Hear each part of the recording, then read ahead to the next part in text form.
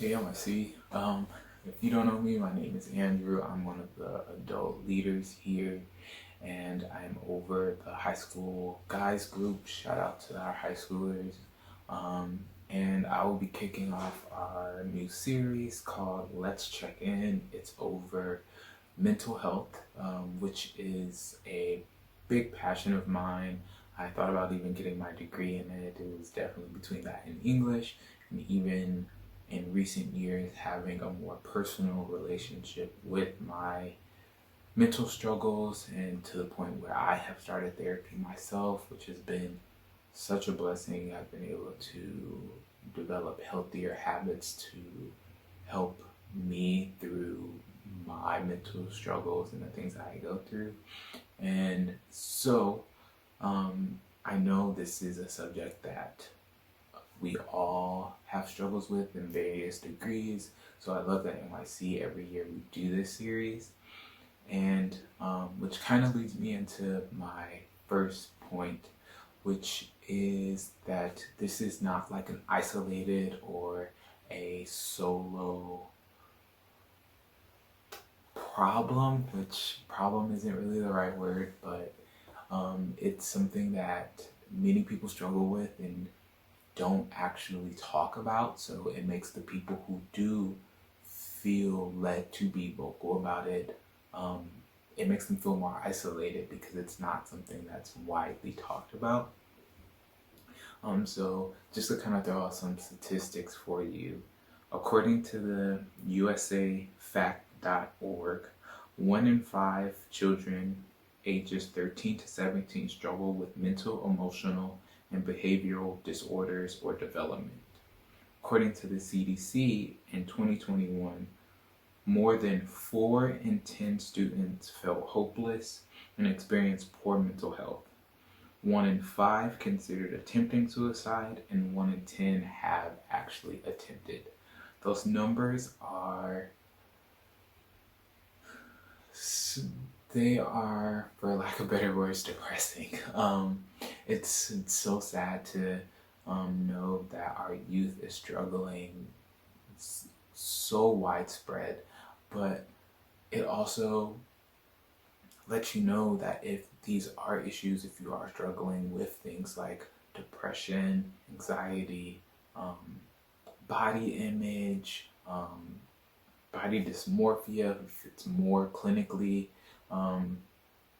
or any of those things, that you are not alone. This is something that many people struggle with. And so I know isolation is a tool of the enemy, and so it is beneficial for him to isolate yourself because then he can dig and pull you down. But as we say here at NCC, we live life together, and I think it's important to first acknowledge that this is not something that you feel like you have to tackle on your own.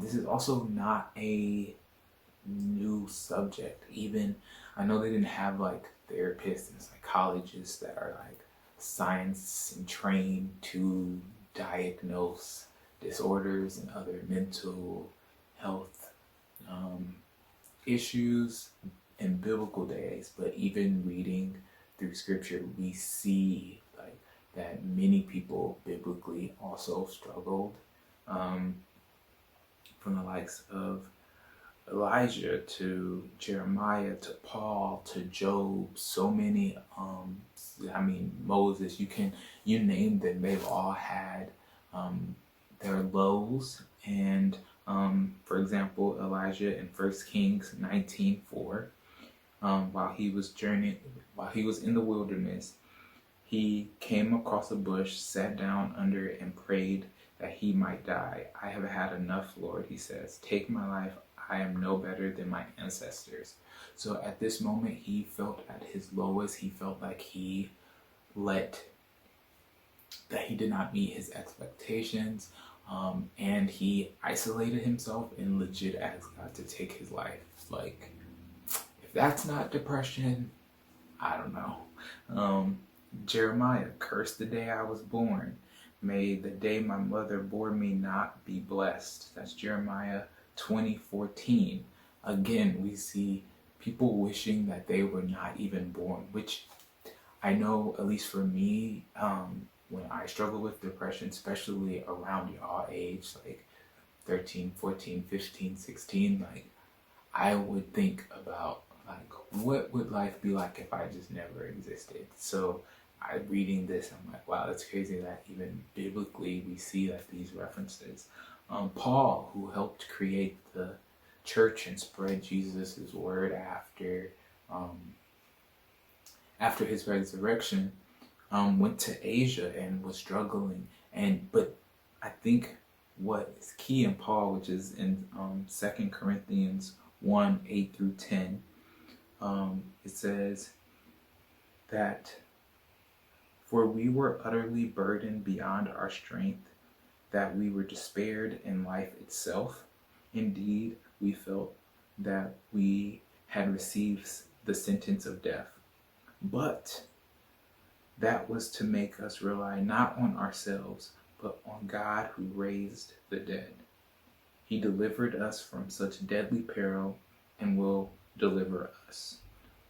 On him we have set our hopes that we will be delivered again." I think it's so important, that last part of this verse, that Paul realizes that he cannot rely on himself. And it's so important that we need to realize that we should not rely on ourselves, especially when it comes to mental health issues that are as severe or extreme as depression and anxiety.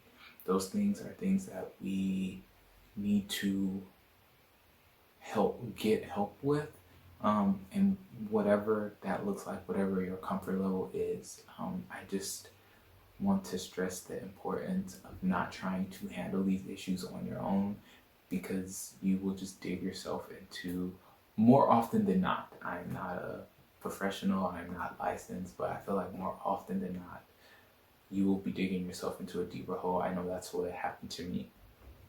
Which leads me to my second point.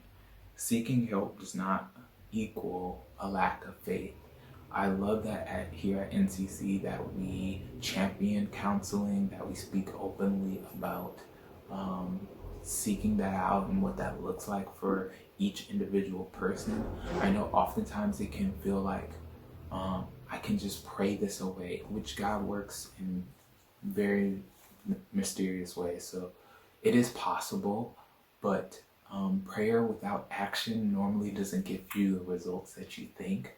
So yes, we should be digitally praying, but we also should be taking action. And so one of those actions is to speak to someone if you feel led to do so.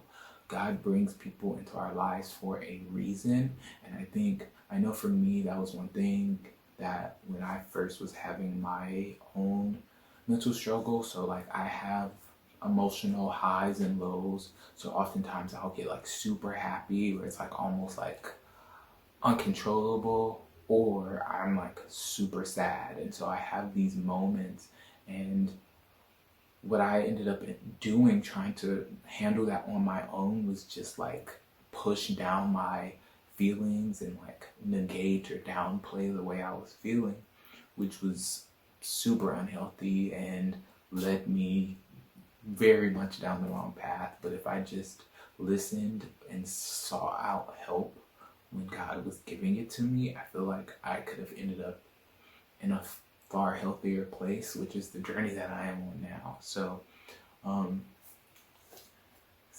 just because you seek out outside sources doesn't mean that you're giving up on God, or that you feel like he can't handle it. But he gives us the tools and the resources, which sometimes look like other people. Sometimes they look like leaders. Sometimes they look like counselors. Sometimes they look like parents. Sometimes they look like pastors.